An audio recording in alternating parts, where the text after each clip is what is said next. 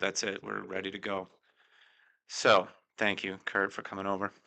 Happy to be here. Yeah, I know it's kind of weird. We're like in my basement, but it's not bad, right? I've been here before. Wait, when? First time I don't have handcuffs on, so I'm happy. Oh, well, I didn't think you were going to talk about that. We don't have to talk about that. No. But I do want to talk about a few things. One, I want to know when did you like first get into sports and what sports did you play, starting from when you were little, and then we'll just go through the progression of how you ended up becoming this amazing ultra runner. Don't laugh. See, you're laughing because you're talking about it with me or someone that runs. Yeah. But if you're talking to somebody that is just doesn't run, it's Yeah. still it's unbelievable. A perspective Yep. of, we talk about that a little bit on our group runs, like, hey, oh, I ran 15 yesterday or something. You're like, well, whatever. But 15 miles is a long way for someone to run. So we'll Yeah. get to that. But the real meat of it for me is, I don't know if you listened to when I spoke with Mark. I touched a little bit about knowing and not knowing, of course, and then I want to really deep dive into the Leadville 2016 experience, and then what did it take to go back in 2018 and tell me and like walk me through that whole the mental part of it because it's just unbelievable. Yep. I started off, I was a soccer guy. Okay. Um, Yeah. I played soccer, as my favorite sport growing up. Did some track, did some baseball, played some softball, slow pitch, no big deal. Um, got into basketball. I didn't really play organized basketball until sixth grade. Yeah. I went to college and played basketball at St. Ambrose. And as I got, I even wrestled. Oh, Spent a lot of my didn't know time that. on my back looking Didn't up the know that. ceiling. Yeah, I did. I wrestled and my dad used to take me to these farm towns to wrestle. And then those farm kids, after a couple of years, I said, I am going to play basketball. Yeah. So yeah, I did that, and then I switched over to basketball. Truthfully, running, I did track. I remember in eighth grade, I didn't go out for track. I just like, I don't like running. But once I got into track, I was a sprinter. I never ran longer than a 400 really in any event. But I did when I was a little kid. My mom, actually, a friend of mine, Andy Seifers, talked me into running the Bix. Oh, yeah. I was gonna ask you And about that too. yeah, yeah. So he talked me into running the Bix. How old were you when you did your first picks? Fifth grade, so 10 years old? Yeah, Jeez. yeah, 10, 11 years old. And I've done Yeah, I was one gonna ask you, not to cut you off, but so this year is gonna be how many number for you? this year, I believe will be 37. The only reason is Holy, we missed one year. I My remember. parents made me go on vacation Yeah. to Okoboji.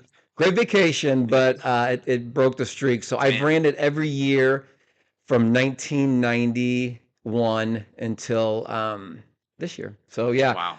but I never ran anything but the Bix, and I didn't even train for it. I Yeah. just run it, and then that was done. So, Yeah. um, so yeah, when I would play sports, when I was in, I played football also, pretty averagely. But in high school, I basketball, track, and one of the best things I ever did was I went out for golf my senior year. One of my friends said, "Hey, come out for the golf team. It's free golf." So I went out and played, and it was just something different. So it But was really see, so fun. like basketball, so like I know back where I am, like Pat Anger was talking about the other day, how he could play soccer and football, and you couldn't where I grew up. Like our season was the same as soccer. So like is basketball this? It's obviously not the same season as golf, but Yeah. like, So the ones I had to make a choice of, yeah, basketball and wrestling. okay. Obviously, I Wow, was that was a good pretty choice. good at that. And then I didn't play football. That's probably one thing. If I did it over again, thinking back, I wish I would have played football in high school. But truthfully, my coach at the time said you can play varsity as a sophomore if you don't go out for football. So I like basketball that much. But basketball was always my love. That was always the biggest one. I would have my dad buy salt so I could go out and put it on the ice and shoot during the wintertime. I'd shoot until I couldn't feel my hands, and I'd go in. But so yeah, I was a pretty good basketball player enough to play in college, and I always, did the Bix, but I really didn't get into running until way later on in life. What made you gravitate towards basketball? Like, did anybody any older sisters, anybody play sports that Believe it or not, my mom was an all-state basketball There you go. player, but she was an all-state basketball player and never scored a point in her entire life. That's Yeah, unbelievable. that's old school Iowa 6-on-6. So she'd be on the one end, Oh, yeah, so she only played defense. And I thought something like you only got like 2 or 3 so it's dribbles. 3-on-3?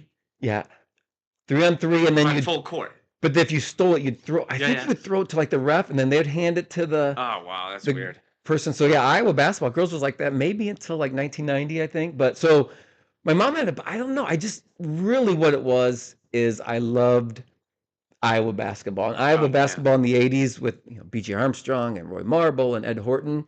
And then you had Michael Jordan come along. And I guess more than anything, it's something that you could do in your I driveway. was gonna say, you could practice on your own. I had no friends growing up. No, I'm just Perfect. kidding. That's what I figured. But you could always do it. Yep. But again, so when I was in fifth grade, we didn't have any of these AAU AAU, teams. yeah.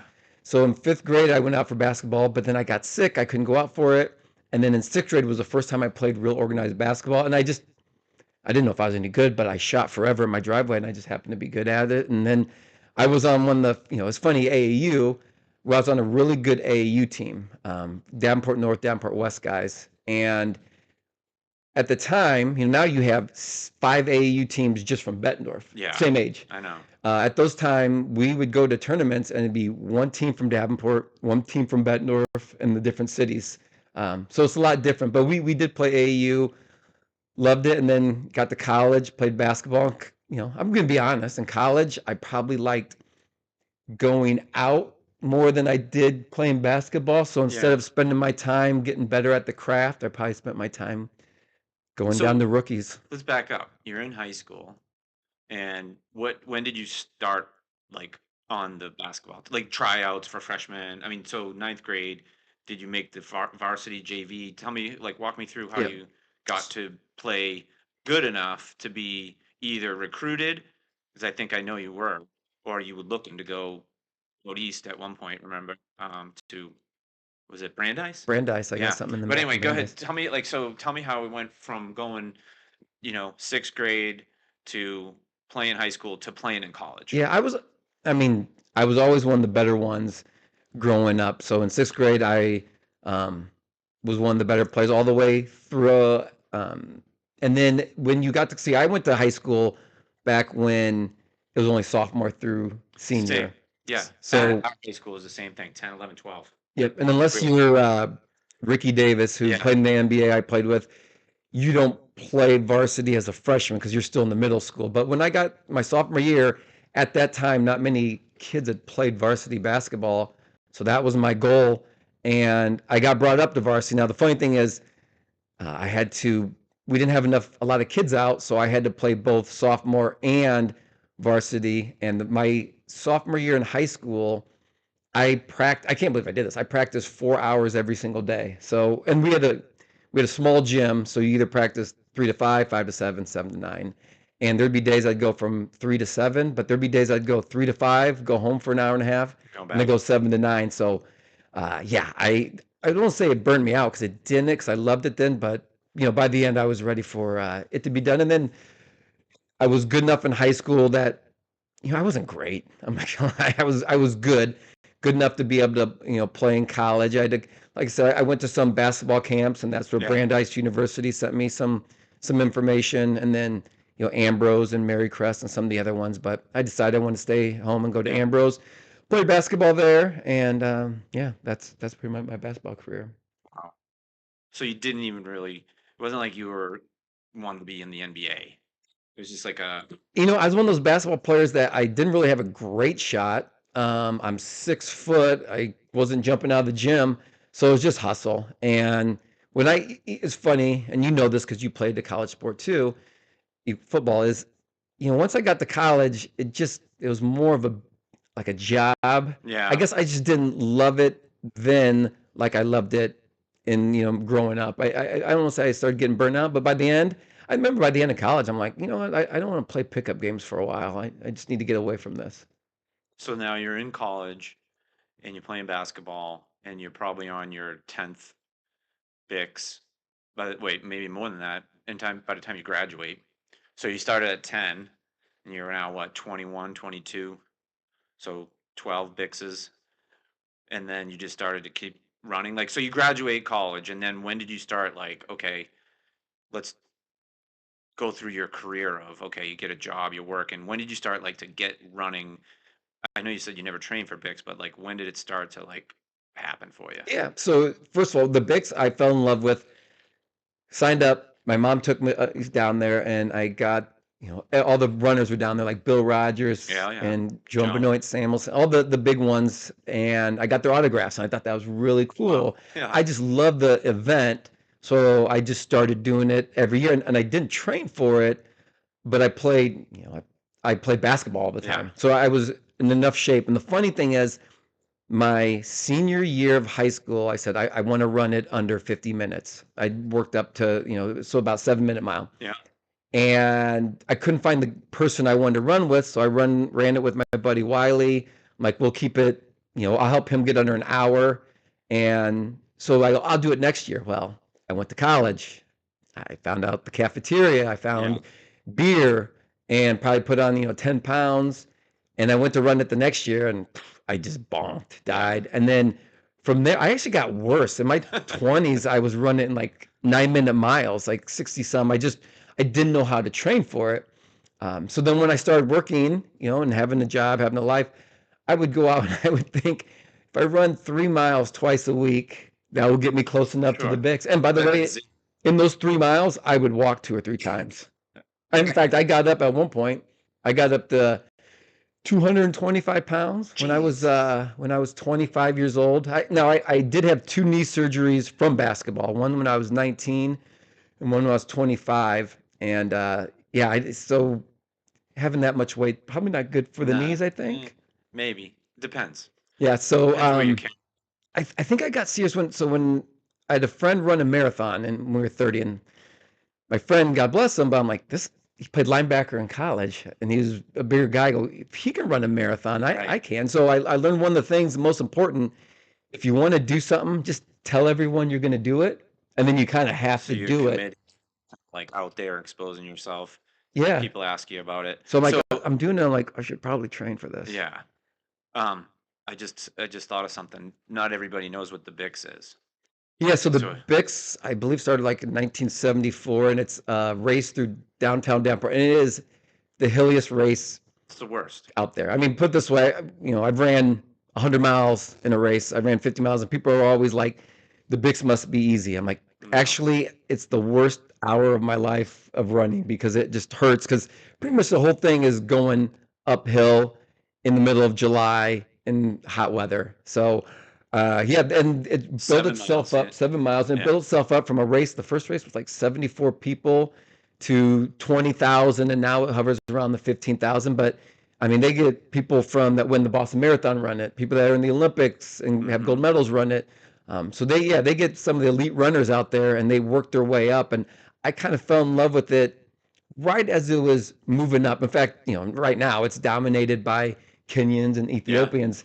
And Yeah. when Because of the I, money. They have money. There's prize money, yeah, right? and I when mean, I did it, it's a lot of money too for them. yeah, well, sometimes it's a car and they can't drive, so they get the money instead. Okay.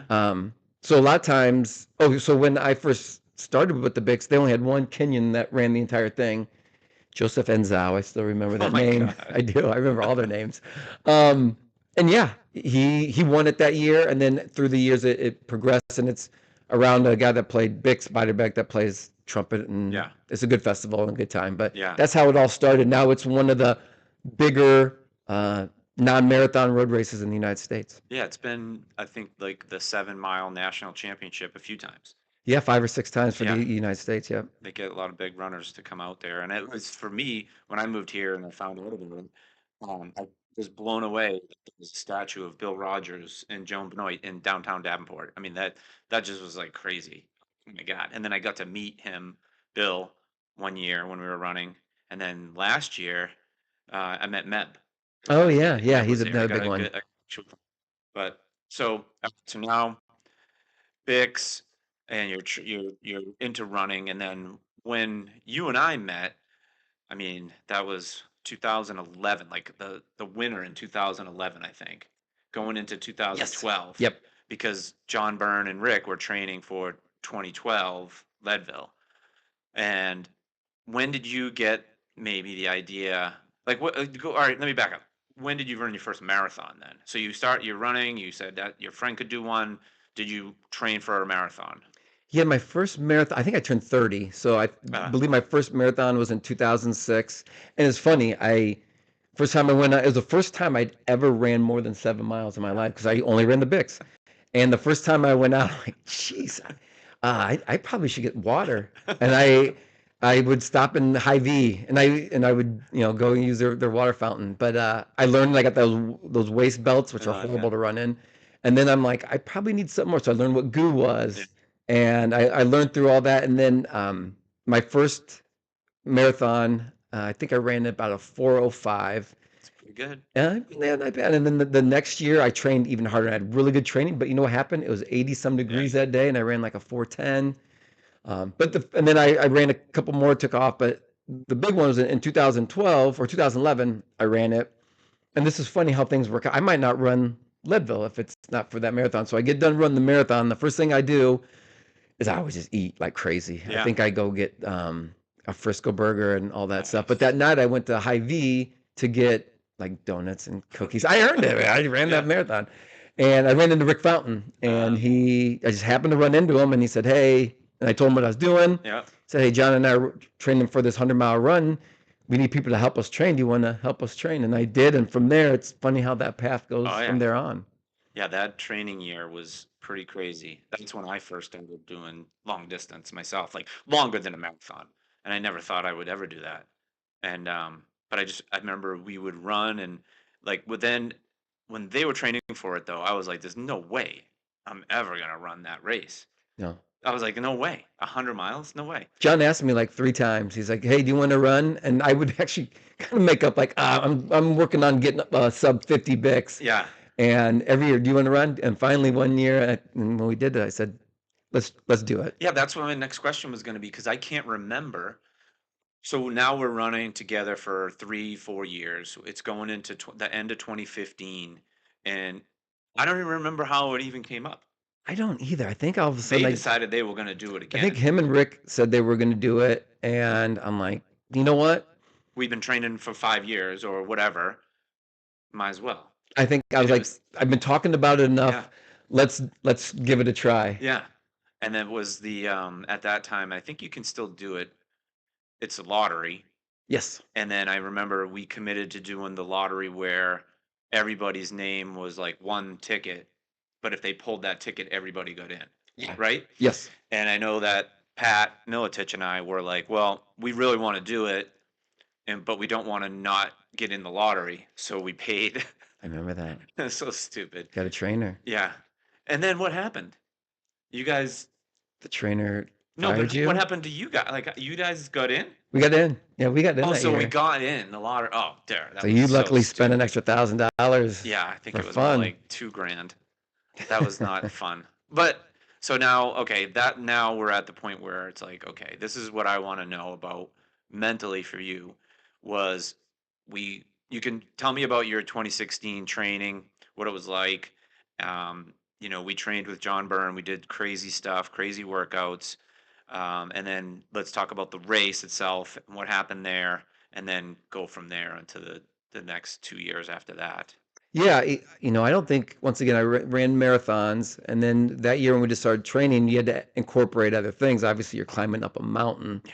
when you're going through Leadville, so we did stadium stairs, which I still completely hate to this day. But we did stadium stairs. I can still remember. I can still remember our training. It was Tuesday stairs in the stadium. Wednesday we went on like an 8 mile run.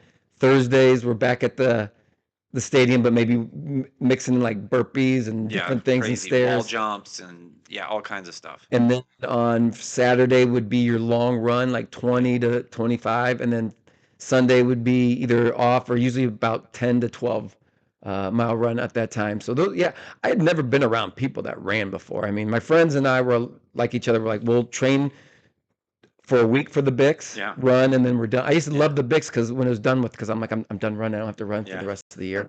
So to be with people that actually knew what they were doing and training was nice. And John Byrne and you guys put together a plan. I was completely along for the ride. Like, you guys tell me what to do, and we'll do it. So I remember some of the big ones that we had was we ran to West Branch That was a big one. a day. A lot of 50, gnats. 50 miles. A lot of gnats. A lot of walking. Yes, a lot of A lot of bad situations we got ourselves into. good training, right? Good, Anything best that's training. bad in training is Best good for the training race. we faced crazy adversity, I'll call it, setbacks, running out of water, super hot and humid, miserable, Roadkill every roadkill, that smelled waiting, a lot which of is waiting. not the best.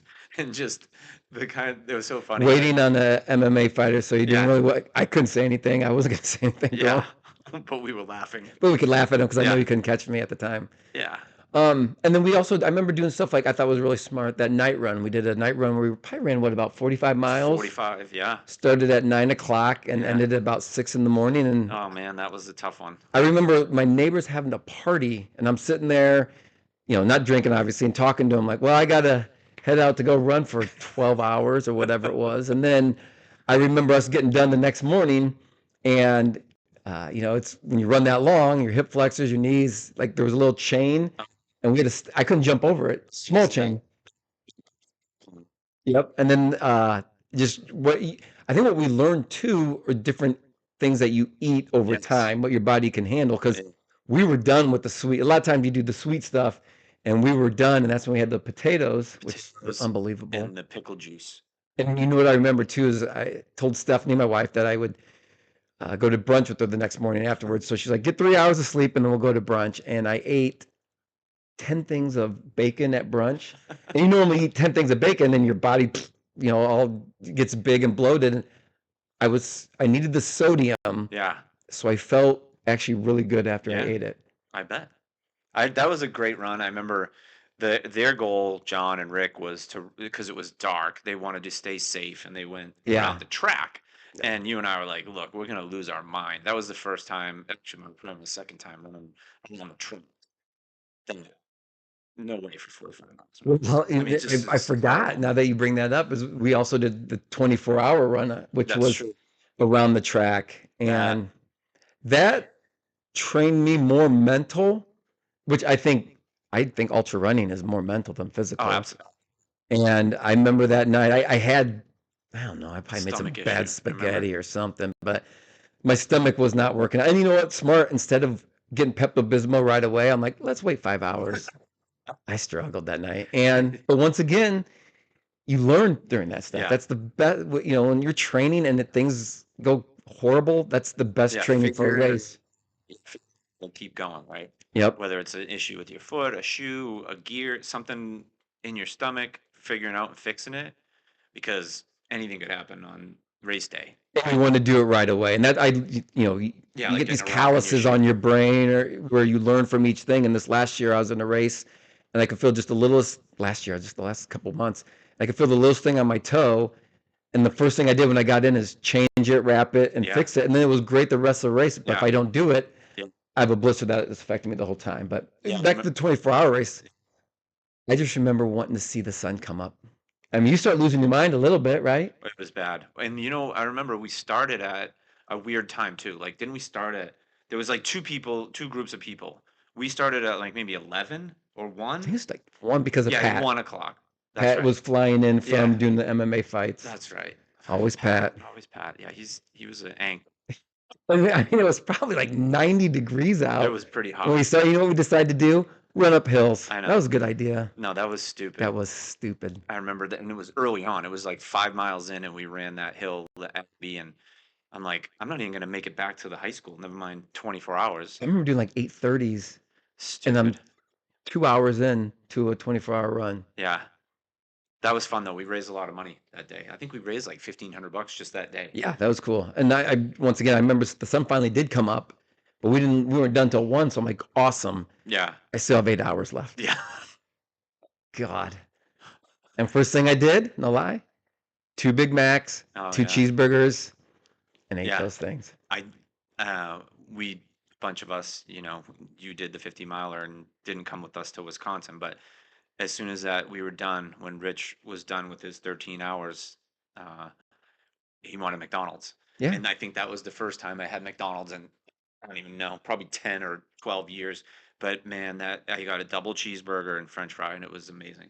Well, I say that the great thing about ultra running, if you get into it, is everything that you're not supposed to do in life, you get to do during ultra. So like you're like, I need sodium, I need fats, I need sugars, you name it, Yeah. and you actually need to have it because if you try to be too good, you're gonna bonk on it. So yeah, and you also give yourself that so you have something to look forward It's a at the end of the reward. race. Yeah, the reward, I without a doubt. did my last marathon. I know I was going to run faster, and I said, if you get done, you get to go to Sports Fans, and ate everything on the menu. Yeah. But it's what gets you, when you're on that time where your brain's going, like I'm ready to quit. It's those things where like, oh no, you get Sports Fans after this. That's what it's like. Good, good Yeah, motivation. All right, so let's talk about now. It's 2015 into 2016 because we trained for a year, yeah, right? We trained a long time. I think it was probably like November or something when we decided, and then December was the lottery, and I think they tell you what, like the first week of January, yeah. you find out if you're in. So now we're in, and we go through that whole like spring and then into the summer, which was those runs we were just talking about. And now it's time for Leadville 2016. Kind of walk me through like what you were thinking, because I know for me, I was just like scared to death. But during the trainings, like you were talking about, I was like, if I don't do this, there's no way in the world that I'm gonna finish the race. Like if we didn't finish that 24-hour run, if we quit during the 45, or if Yeah. we quit during the 50, it was gonna be like, there's no way you're gonna do 100 then. Never mind at altitude. Yeah, I think I was excited. It's one of those things. I mean, obviously you're nervous as can be, but when you train that long and Yeah, that hard, there's gotta be something at the end. So, I remember being excited. I remember being nervous, and I remember, I'm just gonna be honest. In my mind, maybe you put this in your mind. At no point did I think I wasn't gonna finish the race. And then when we got out there, and I'm like, hopefully I can sleep in the same bed with the guy for a week, and yeah. we'll be good. Was it a week or longer? It might have been longer. I think it was longer than a week. Very rustic, and it was so awesome to be out there. But you start getting it's almost being out there so early. It helps. Well, it doesn't help. It helps build Builds anxiety. anxiety, right? Yeah, Anxious, just like any race, if you're getting ready to do one, the anxiety, and then being out there, seeing the mountains, the effect of altitude. I talked a little bit about it with Pat Militich about how it's not a smart thing to do when you leave Iowa I know exactly where you're going. and you land in Denver, and then you drive to 10,000 feet, and then you climb a 14,000-foot mountain. Within the Don't first recommend it. hour and a half of being there, Yeah. Well, we did get Subway on the we way did get there. Subway, so that was good. And then, yeah, we almost didn't take water. I think we had two little bottles of water, and I had on my New Balance like like road shoes. It was the stupidest thing in the world. But Well, remember that night, so we get done and we go to dinner, yeah, and I moved my head too fast, yeah, and the room started spinning, and I couldn't get to stop. I'd never been around altitude like that, and I couldn't get to stop. And you said, close your eyes, and I did, and then a headache just came on. yeah. And you and I both were pretty messed up that first night. It killed me, man. I just could not get warm. Like I was shivering and I was freezing cold. And then yeah, my head was just like it was like boom, boom, like gonna explode. I remember going back and taking like the hottest shower and still being freezing cold. Yeah. And It I was remember terrible. being out there, you're just like, this is where you're like, And now shit's getting real, yeah, you know? the first day. So we go through that. Not a smart thing to do, climb 14,000-foot mountain. And now I'm thinking, how are we gonna run this 100-mile race? And then that wasn't even the only training we did that week Yeah. because we hiked up Hope Pass. Yeah. Yeah. And, I think after that, though, I felt I think I confident. did too, a little bit. I felt a little more No, comfortable. no, well, no, I probably wouldn't do that again because that's just a little too much elevation up and down. I want to rest my legs a little bit. But when I got done with that, I thought, just to be honest, I'm like, I pictured finishing in my mind and like almost like, man, if when I get done with this, I'm gonna be very emotional, and pictured it all in my mind, which I never do ever again. Right. Well, so at what point so now there's 6 of us from here to Quad City, Leadville 6, and, we all, I guess it wasn't like we had a plan, maybe you guys did, to, like, run together or anything like Yeah. that, and it's always been this unwritten rule of when you're in a race, you're on your own, right? That's what it is. I mean, unless you are helping support somebody. So now we're all individual runners trying to finish this race. Walk me through your experience of like just going from the beginning to what like leads up to what happens. Yeah, basically the race, you break it down in like 8 different sections, as you know, between every aid station. So no, I didn't know how things were gonna go. We started off and I was with Rick and John and we stayed there, and I was having so much fun. I was just having fun. That first 13, obviously the first part of every race, you're like, this is pretty good. I could Yeah. do this all day. Now I did about mile 8, I tripped, there's when you run in this stuff, there's so many rocks and tree roots and that, and I tripped over a tree root and fell, and I caught it with my leg. Now I didn't feel anything at the time. I just kept running, so I'm like, okay. And then we get to the second section where you're climbing, Hmm. felt good there, and then on the way down, I could feel something in my knee. And like I mentioned, I've had 2 knee surgeries now, and I wear a little brace on my knee for my patellar tendon, but I didn't think I've never felt anything Yeah. really in a while. So I felt it a little bit there, and then I remember getting to the second aid station. I told him, like, I had a little setback, but I'll be good. And then you run that long stretch. And when I was coming down into Twin Lakes, which is about mile 40, coming down that hill, my knee was hurting. I'm like, this is not good. But one of the good and bad things to be an ultra runner, you train yourself just to push through Yeah. everything, which is good and bad. And so then the next part, after you get to Twin Lakes, we're heading up Hope Pass. And once again, on the way up, we were good. And I was with Rick and John until then, and John was a little bit behind, and that's where Rick kind of taught me. He's like, listen, we got to go. If he'll catch up, I'm like, Yeah. okay. And then when we started going down Hope Pass, it hurt pretty bad, my knee, and I knew I was going to be in trouble. But once again, I wasn't going to stop until I had to. So turned around, grabbed Andy Besser as my pacer, and going up once again was fine. And my first step on the way down, I fell down, and then he helped me up. I took my next up, fell down, and I couldn't put any weight on my knee. So I limped down to the aid station, wrapped it up, and then That's when I saw you. that's when I saw you. You were looking great. Yeah, it's weird. I don't even know. I was really happy for you. No, I was.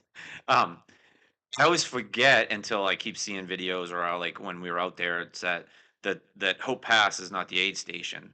No. Like you get to the top of this mountain, Hope Pass, and it's like you're on the surface of the moon, but the aid station is like I don't even know how far down. It's pretty far, Good. right? Yeah, I it's a mean, lot more than you think of all those all those switchbacks. switchbacks, yeah. So like I remember getting there. I passed John Byrne on the way up, him and Jeremy. And then I get up there with Kyle, and that's when I saw. I think Andy said something, and you guys were sitting down, and I was like, honestly, I swear to this day, I swear I thought you were kidding Yeah, because when you I said do you were that done, and stuff. I was like, no way. And then Kyle's like, look, we gotta go. Yeah. I mean, we were not in danger of missing a cutoff because we had just gone through the checkpoint, but we had to get to Twin Lakes. But that must have sucked. I mean, doing Yeah, all that's the what I said. We should training. not finish this together. Stop and wait for Yeah, me. right.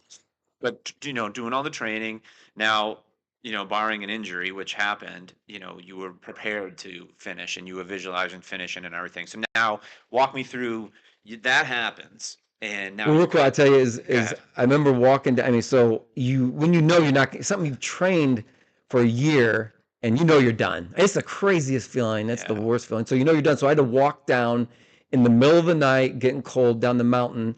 Thank God for Andy Besser. I didn't really want to talk. yeah, And I remember pissed. getting to the bottom. The good news when you get to the bottom is it's about 40 degrees and you get to walk through water.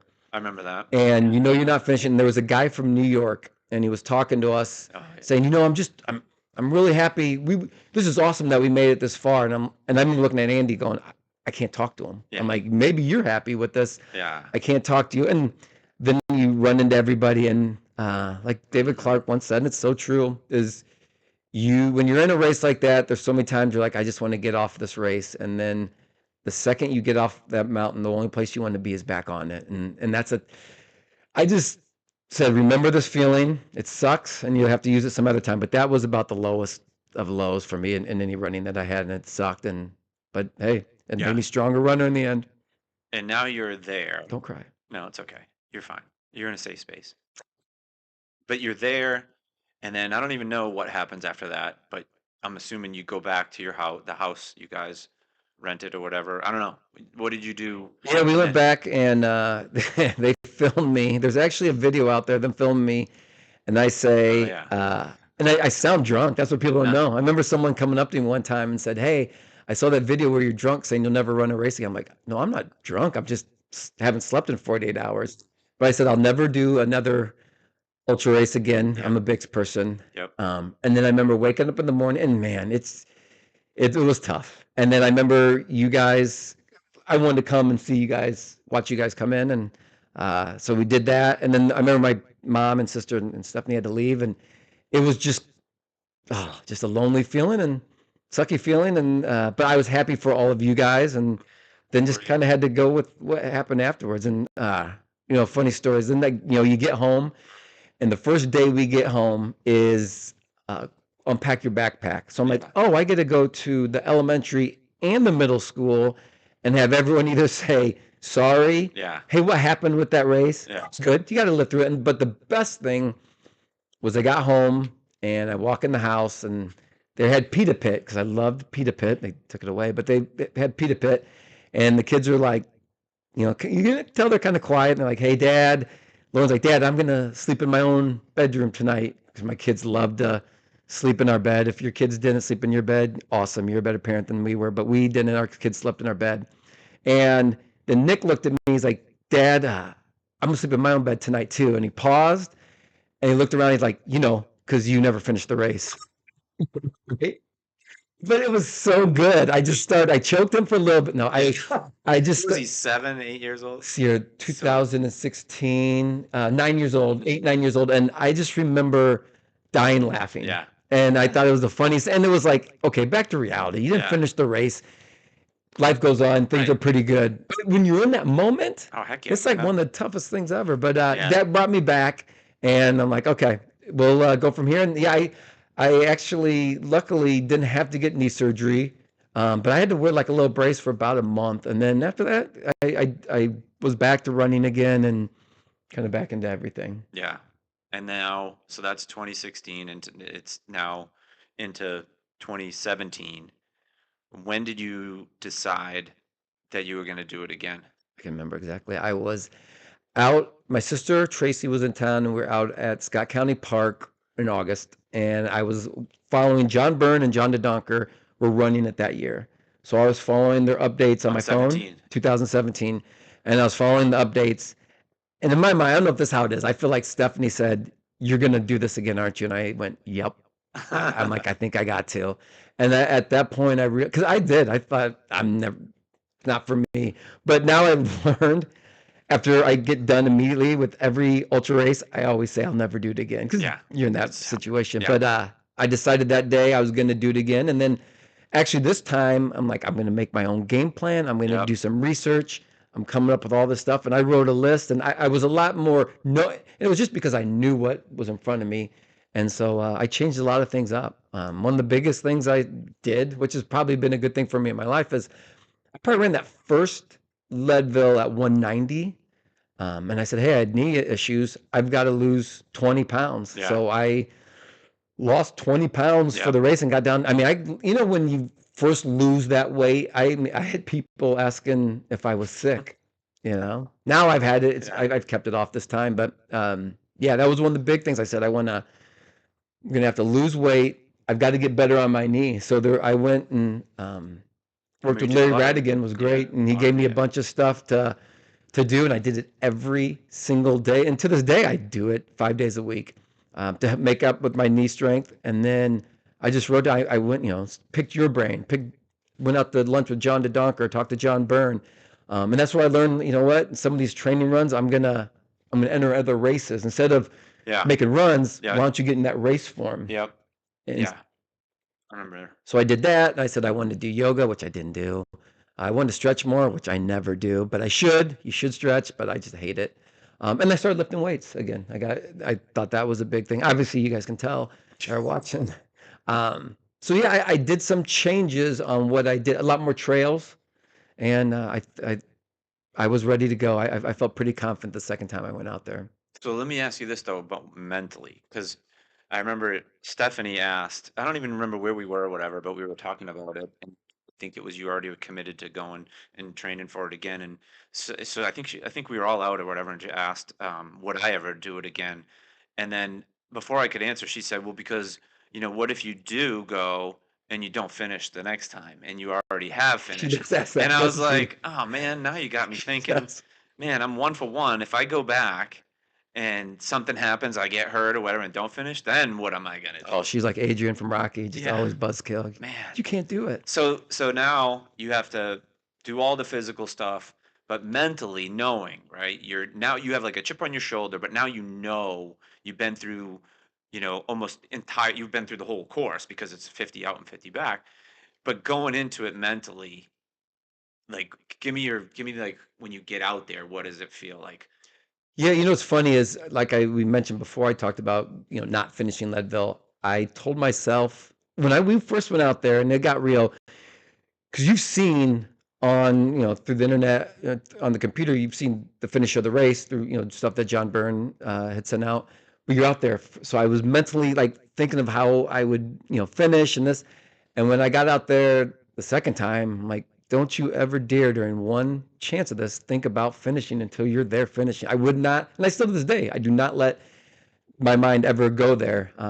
No, I said I've got to get all my stuff in order. So I got my knee in order.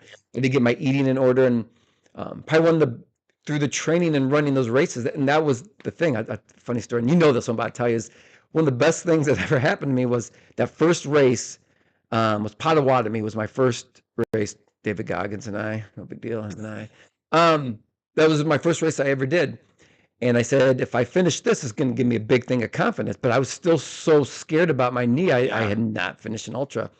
And about mile 40, so I got about 10 miles left to go. I'm running with John Byrne, and John Byrne trips. And in this tripping, he knocks me over. And I just am on the ground laughing.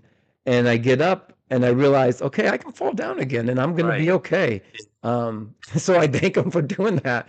And that gave me a bunch of confidence. And Yeah. then that next race I did, which gave me a lot of confidence, was I ran a 100K up in Boonville, Iowa. Yep. And it's mostly on gravel and Class B roads, dirt roads, which are like only maybe ATVs and tractors can go on.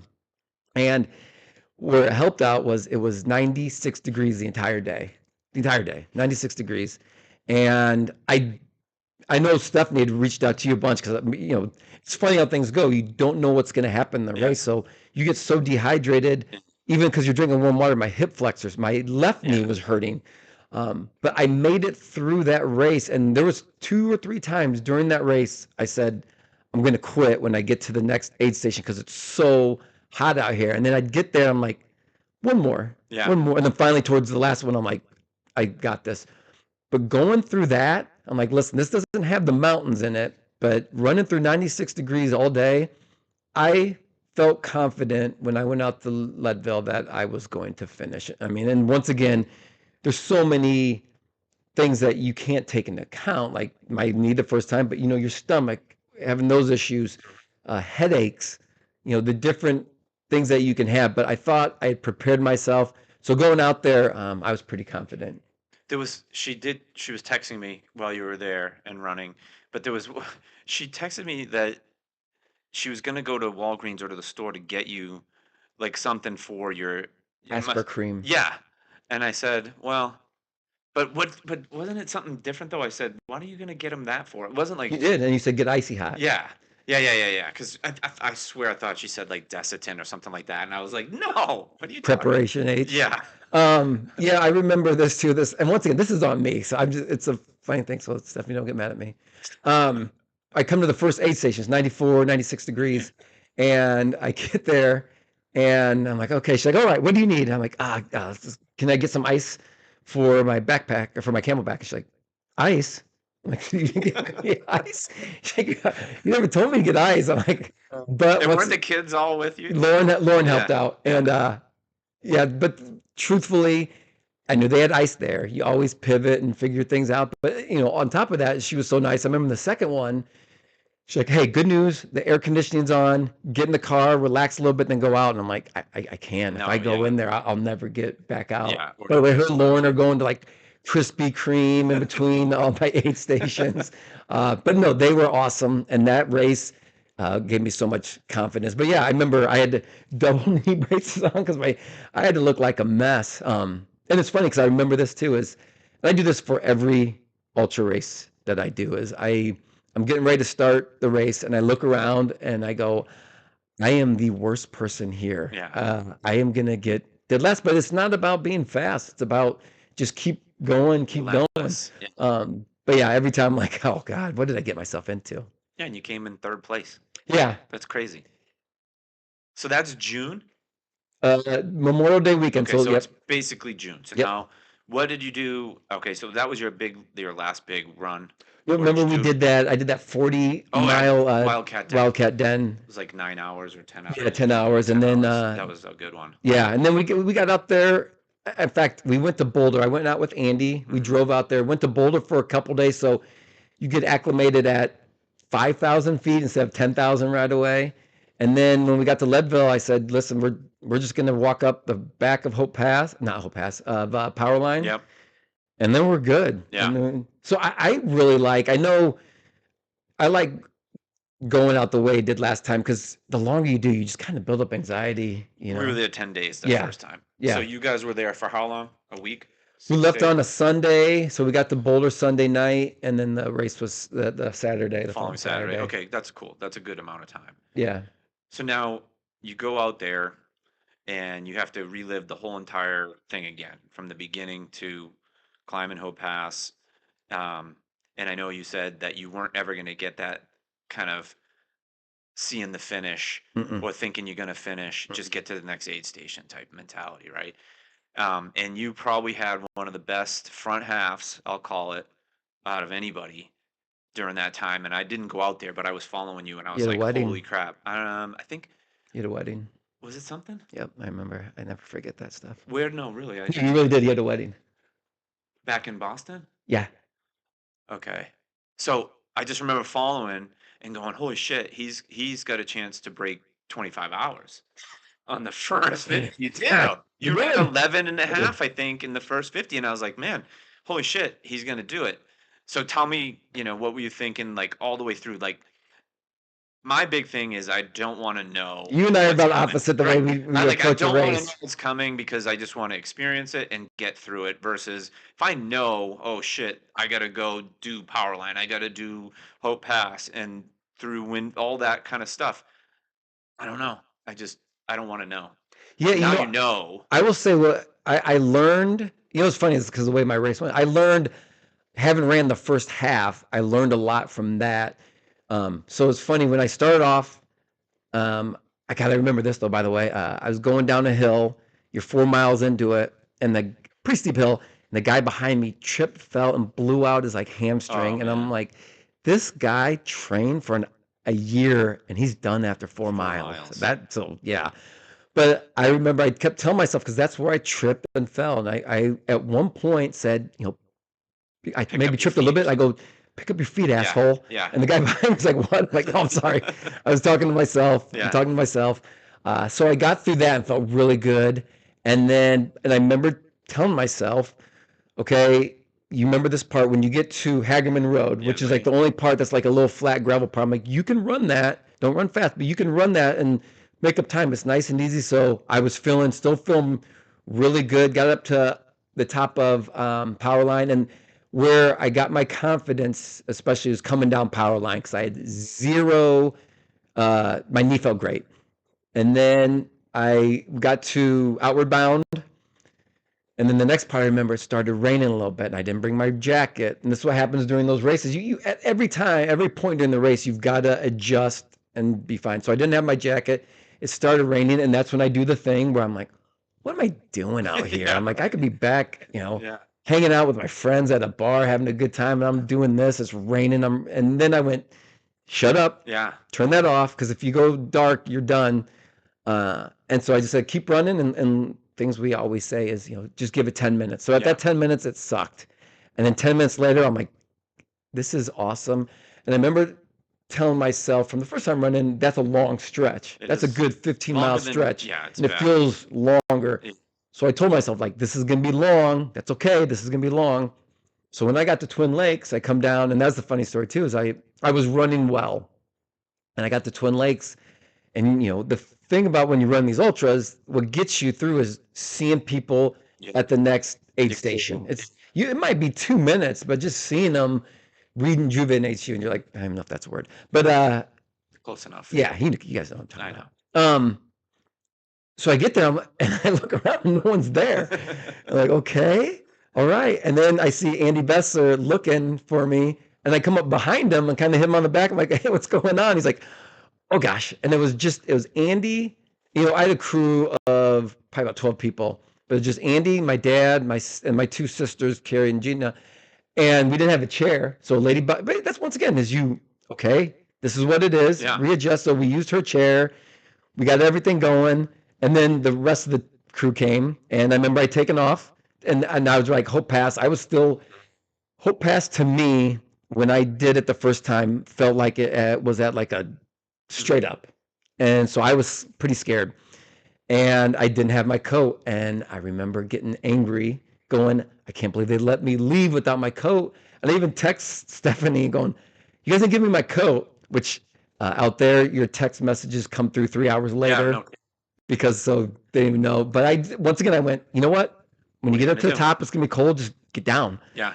And I started going, and I just got into a really good groove and sounds weird, but going up that mountain for 2.5, 3 hours, I felt really good because I knew I was feeling good. And in fact, I passed the guy who's 10 times, and this is what I've learned. This guy's a 10 times better runner than I am. I mean, he looks the part. He's faster than me, but he didn't eat correctly. And on the way up, I saw him, and I'm like, hey, how's it going? And he's like, not good. And then just started throwing up through his hand. Yeah. And I'm like, oh, well, good luck. And kept going to the top. And then, nobody, that's the one thing I'm happy about, is no one ever passed me going up Hope Pass. Now, on the way down, I'm not as good, and I got passed a couple times, but I got down to Winfield, and that's when you could grab a pacer. I was feeling really good still there, and I grabbed Andy, and what was so cool about that part is I got to go, and something that sucks so bad, you get a second chance at. And not only do you get a second chance, you get a second chance with the guy that was there before. And that was just cool as can be. And I was still a little, when you get through 50 of it, you're out of it a little bit. And all of a sudden, about mile 52, right before we started climbing, I just started feeling great. And I'm like, you know what? I knew 2 years ago I was done at this point. I was going to finish out, but I knew I was done. And I felt great. And we just passed people. And then on the way down, taking that first step and being good, it was just a blast. So we ran down that, felt great. And I was on pace. Now, in my mind, I was like, I know I'm in good shape, but I'm only interested in finishing. If I did it Leadville again, which I probably might, my goal would be to get a big buckle under 25 hours. But this time around, though, think about like you now at Twin Lakes again, and it's still light out. It was still light out. Yeah. It was, the past couple of years that we've gone, it hasn't been light. But so, when I went in, and when I started climbing up, the first probably 20 minutes, 25 minutes, it was still light out. And started off, John Byrne did a great job. John's done it five, 6 times, and he knows what he's doing. So he just talked and got me through it. But I tell you what, that section to me, and I've only done it twice because I paced Austin through that section out of Twin Lakes to that next aid station. Sucks. You forget how it's terrible. Well, I didn't do it the first year. The second year, you're kind of out of it. I don't remember as much. But then this last year, I took John Byrne through that. I helped. Like this just doesn't stop climbing. You forget how much you go straight up for like 2 hours. It was terrible. Yeah. So I was starting to I didn't take any Pepto-Bismol with me. I was starting to get stomach aches. And I knew this from when I ran with Rick. I helped him finish it, and Mhm.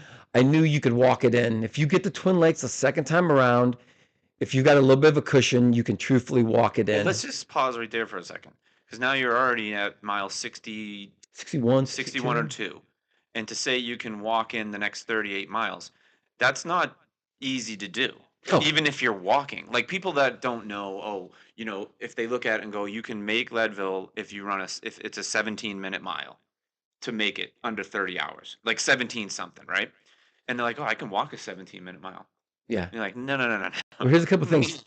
For 5 hours of that last half of your walking, you're walking up. Uphill. You're uphill. Uh-huh. And then the part you forget about is after you finally come down from power line, it's so technical. I mean, there's parts, you're at mile 70 and your hips don't Oh want to yeah. move. You Yeah. got And you're trying to blisters, jump and side to you've side. actually got to step over big boulders. Yeah. That part was the hardest part of any of it. Yeah. It's a terrible race. But you pay to do it. So, okay, now when did you decide that you could say, because I remember my moment when I said, I'm gonna finish. Truthfully, it's funny is coming up um Hope Pass. I just remember so Really? many people like I'm like, hey, because you said it's funny how it goes because you're going, good luck, good luck, good luck, and you realize the longer you go, the people you're saying you're almost there aren't going to finish. In fact, I had one guy who was really cool. He said, I said, all right, you're good luck, you're almost halfway there. He's like, listen, man, I'm not going to finish, but you are. Jeez. Finish for me. And I'm like, okay. And then when I pulled into Twin Really? Lakes, I didn't know Twin that. Lakes is cool as can be, when you pull into Twin Lakes and everyone was cheering and Oh they're yeah. like, you're gonna finish, you're gonna finish. I knew. I mean, from then on, at no point did I think I was not. I was just then I was like, at one point, what time am I gonna get? And Yeah. then you just don't Yeah. care. Time. I know. But when I look at your over, like, so now you make it over power line, you come down, and then now that next stretch is outward bound. Yes. And God, you know what? And I noticed from doing it, that part from Outward Bound, oh no, from Half Pipe to yeah, Outward Bound at yeah, night is so yeah. long. That it would through like you're on the street for a while, Street for a while, and then and you go then in and that that's field that has like way like longer. gopher holes in it, Yeah, and you're and you running in the can't see. dark. And and I know when we were with Austin, it was snowing. I'm like, Jesus, this is brutal. It's windy too. Yeah, It's windy when it's like 35 and windy. yeah, So yeah, I just and remember that stretch being so long. And that was the point also, because I jogged a little bit of that.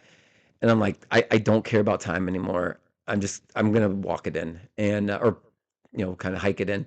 And I got yeah. Then I went with John. I switched over to Rick Fountain, which it was neat because I had paced Rick on the same spot he was pacing me, that's cool. and he was great. And he took me up that. But man, going up Power Line where you're walking for about 2 hours straight up the mountain. And it's 75 miles into the race.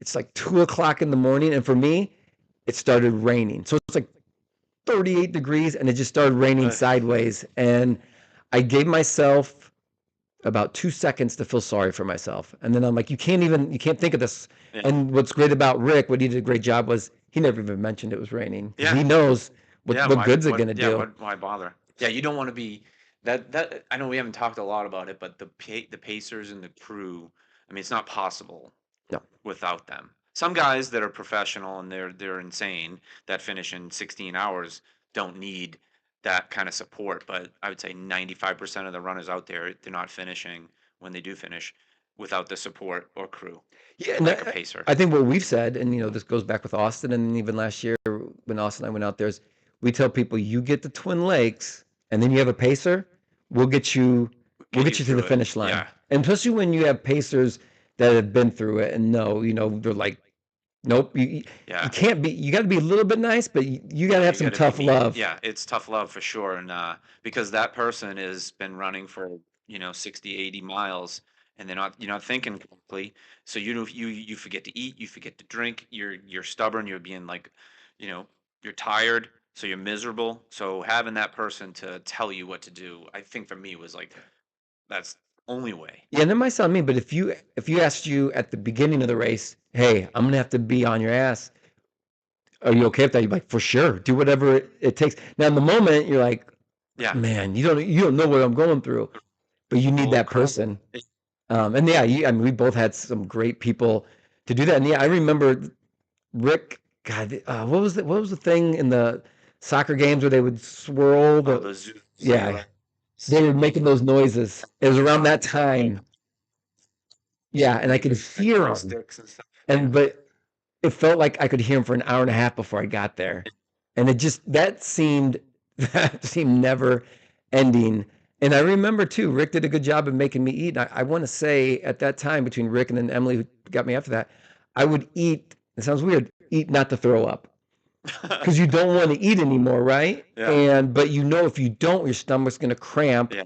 And I would basically, I mean, how many times in your life do you have to like barely gag down a Snickers? Normally it's like, please. Yeah, that's what they're doing. So Rick got me up over that, and then I remember that's where I think so. I had a stress fracture after I was done, and that's where I could start feeling it a little bit when we were going through the technical part on the backside, especially in those big boulders. And I remember there's 3 bridges, so one the halfway, one of a fourth, and then at the very last. And when you get that last one, you're like, awesome. So yeah, Rick got me through that, and then I got with Emily, and I'm like, okay, one more part, and Yep. I was so delirious when I was running with Emily. That's like the Turquoise Lake one, right? Yeah, Like you're running. so that's the last half though. I was convinced, I was convinced during the race, and then a month after the race that you ran a different. Yeah, It was a whole different. I'm like, I remember coming back and telling them, I'm like, nope, that's a whole different thing. They're like, no, I don't think so. Here's the race thing. I'm like, no, it was different. But yeah, That's because now it's light out, right? Because in the beginning at 4 a.m. when you're running the other way, it's when I first started, it's dark. Yeah, it was dark, and I was hurting at that point. I ran that last, and that's the part where you want to go over and do better. Where I learned like that last half, I ran really slow, but I couldn't go any faster. In fact, I remember like almost falling asleep while I was walking. Like I almost fell on my face because you're so tired. But then Emily got me through to about 5 miles left, and that's when John Burns like, hey, do you want Stephanie to take you in? And at that point, I'm like, I don't care what happens right now. I think it's great. And, thinking back on them, like, I don't know if Stephanie's ever done 5 miles before, but I was like, sure. So Stephanie brought me in, and you know what? It's perfect. It was the perfect thing because that 5 miles was tough for her. And it took my mind off of it being tough for me. Disassociation. I was like, yeah, hey. You got a stress fracture in your leg. Oh, hey, drink all my water. Yeah. I love hearing her tell that story. It's one of my favorite. She's like, oops, sorry. About a mile into it, she's like, I'm seeing stars. I'm like, yeah, I've been a mile into it. I get it. And I did. And she, the funny thing is, that's what's great about her is we understand. I'm like, I love you, but if you can't go, I've got to leave you. I've got to finish. So yeah, that last, and once again, is when you're running a race in the, you start off in the middle of the night, and you're running downhill, you can't tell you're running downhill. But in the morning, I swear to God, I'm like, we did not run. There was not a hill like this. Yeah. But those last parts are tough when you're on that gravel road and you're just waiting for that last turn and you can't see and you can't see. So yeah. Then you hit the pavement. And what's that like now? You guys, I mean, I've seen it. It's like you're coming down that street, and now you're done. Yeah, and I've got a little bend. You've seen people. There's people that run sideways the last 20 miles, and they're completely sideways, and you don't get it. And I had a little bit of that. Yep. Just because I think you're leaning on away from maybe the stress fracture or whatever. But so yeah, we're walking up, and I know I'm getting there. The funny thing is, it still seemed long. I'm like, I just want to be a mile, right? Yeah, be done with this. But I remember the crowd, how great the crowd is. My mom and sisters met me at the bottom, and I remember meeting my dad, giving him a hug, and then coming up the red carpet for the end. And what's funny is I remember thinking to myself, God, when because I didn't finish, when I finish, I'm just going to bawl. Yeah. I didn't have any tears in my body. I was so dead. I was like, okay. And we got done, took some pictures, sat down, and I did. Once again, I told the camera, I will never run another one again. And then the funny thing I remember is Andy Besser going, hey, do you think you can walk back to the car? It's about 3, 4 blocks away. And I don't remember this part, but he's like, the look that I gave him said, yeah, no, I can't do that. You got to be out of your mind. Yeah. And they came and picked me up. We drove back, fell asleep on the way there. And yeah, I finished it. And uh, it was, you were so tired. It didn't set in until later on. And then, like I said, I did have a stress fracture. I was in the boot for about a month afterwards. But the thing is, and you know this, is it didn't really affect me during the race because everything You- hurts. You don't notice until things start feeling better and some part of you doesn't feel better. Yeah. On the way home, my foot just started swelling up the whole time. But during the race, it wasn't that. But you get done, you're like, I'll never do that again. And then you get done, you're like, you know what? What if I didn't do a 4 hour last 13 miles? And um, Yeah. what if I brought Pepto Bismol with me? I mean, that's what goes into all runners' head. But as we talked about, when you do this type of race, you got to be 100% in. If there's any doubt, don't sign up. And look what, like you mentioned the story about the guy 4 miles in.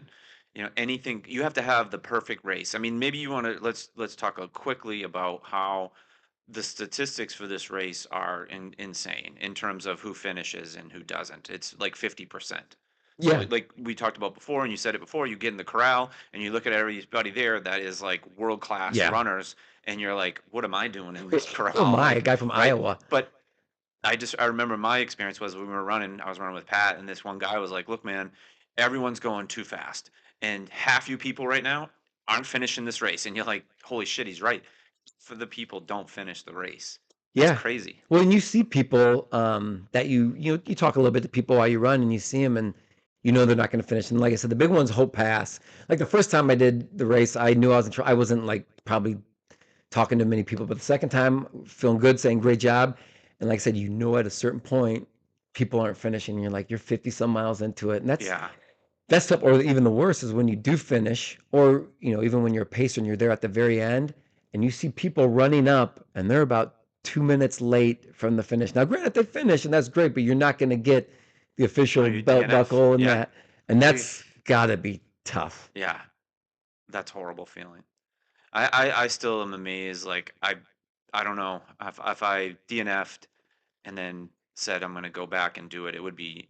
I mean, if I do ever do it again, I know what it's going to take and how hard it is to train. And we don't have to go through all the training, but is there, like you said, you wrote your own program the second time. So if you were going to do another one, another 100, let's say, would you stick with that same routine? And now you kind of got like a routine dialed in for the stairs this day, the stepmaster, the other stuff, the diet, and all that kind of stuff. So let me end it with, if you were going to give somebody some advice on if they were going to try to start run their first marathon, or do a 100-mile race or an ultra, like what do you think it takes? Because you had a setback and then you did it and you figured out, you tweaked it, and you were able to get dialed in. Here's probably some of the best advice, and I'll get into more stuff you should do. And this actually goes back to the Bix for me. So, quick story is I wanted to run the Bix, like I mentioned, under 50 minutes my senior year in high school, and I couldn't do it anymore. I put on weight, I had kids, didn't train properly, and I did all these different things saying, okay, what if I train without drinking much water? Or what if I no carbs and I do carb up? What if I run long or just do short? And so I came to when I turned 40, I'm like, you know what? I'm not ever gonna run it under 50. And now since I'm 40, I've run it under 50 6 times. And Yeah. here's the biggest thing I learned, and it's a great secret. I'll give it to you guys. Just train really freaking hard. Yeah. Meaning the crap you're going to go through in a race, whether it's a marathon, the Bix, or especially an ultra, you've got to put yourself through that during training. Otherwise, it's going to surprise you on race day. And we talk about, when I did that race that was 96 degrees, I remember my sister saying, man, what are you going to think about tomorrow when you do it? I'm like, I'm not going to think about it, because if I go to a dark place, and if I get in a dark place, I'm quitting. You got to keep your if you look at me during all my race photos, I'm smiling, because you've got to, keep yourself up, keep yourself going. So yeah, you've got to put yourself during that in training. That's why that 96-degree race, as much as it sucked, was the best for me. And that's why I'll run a 20-mile run, and the last 4 miles, I'm bonking, it stinks. I always say that's the best training run I could have. So too many times people don't put themselves through the shit, let's say, in training, hoping that they have a good race day. Yeah. You've got to have that because, especially in an ultra, at one point something's going to go sideways. You forget your jacket, your stomach hurts, you start getting blisters. You've got to put yourself through that, and then you learn from each one. And that's the part I'll mention at the end is I remember this is I trained myself to eat, while I'm running because what do we always say? An ultra is actually an eating competition that you also run through. But if you don't eat, if you get behind on it, you're done. And that's what happens to a lot of people. You don't think about it. People think that people's bodies get tired. They don't get tired. They have other things go on with them. Run out of fuel. Yeah. And so when I would first start training, I mean, my stomach would be a mess every Saturday after running. Like, don't be like I'm on the toilet or anything, but yeah, your stomach's just. But then by the end, you're like a billy goat. So when you get to race day and you're doing that, okay, check that off. I'm ready for that. But some of the things I've learned, like from my last races, I had toe issues. Yeah. So I will work and figure out so I don't get blisters. You do a great job of not getting blisters, right? I've never got a black toenail. You use like KY on your foot? No, Vaseline. Vaseline, sorry. Same thing. Yeah. But no, I this last race, I put some things on my feet, and so when I ran a 50 miler a couple months ago, I had no issues with my feet. But then, yeah, the same thing with the knee. I lost 20 pounds. So with each race, understanding what are going to be my main concerns and how can I fix those during practice. And yeah, we live in a flat state. So the best thing for me was every week for an hour to 2 hours, I would just climb. I would climb and climb. Not the steps. I do the treadmill. Oh, the treadmill climb. Yeah, the 15-degree. Yeah. I would do that, and then you get out on trails, so you get used to running. That's another thing I would do is make part of my stress fracture was my ankle, so get on a Bossa ball and work that ankle. So yeah, have I thought about it? Yes, I have. Those are the things I know I need to do. I need feet, ankles. And then never take off running without having some type of like stomach stuff on you.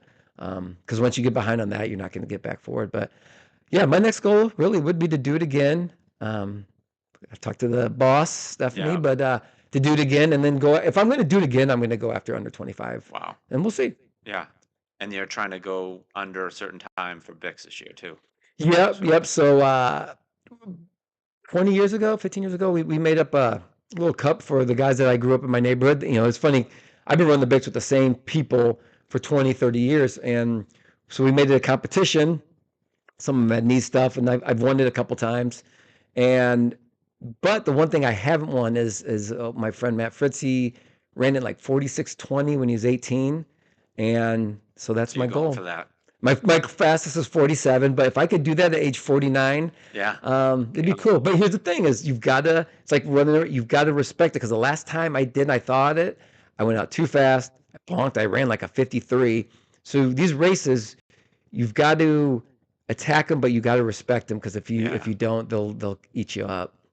So consistency, and then never skip a run if it's raining or if it's too hot. Because on race day, it could be raining and it could be hot. Those are when you should run. That's what I'm saying. If it's cold and windy, run. Yeah. If it's hot as can be, run. And then learn. Like, I couldn't finish Boonville, the 96 degree, if I didn't learn to put ice in my hat. And without that, I don't finish that race. So then you learn, like, okay, if that happens, this is what I do. And then a windy day, a cold day, a snowy day, a rainy day. You run through all that stuff. In fact, any day that, unless it's icy out, that's the one I don't mess with ice. But otherwise, when I did the back-to-back marathons, I remember you running with me. The second day, it was all snow on the ground. And if you skip it in training, you'll skip it in the race. Yeah, or just not be prepared for it. Right. You got to be prepared for those conditions. All right, well, I really appreciate you doing this, Curt. Thanks. It's been a great conversation, and now I'm going to hold you to it.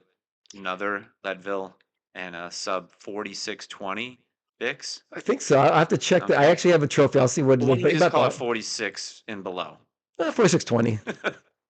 All right. Thanks, Curt. Thank you.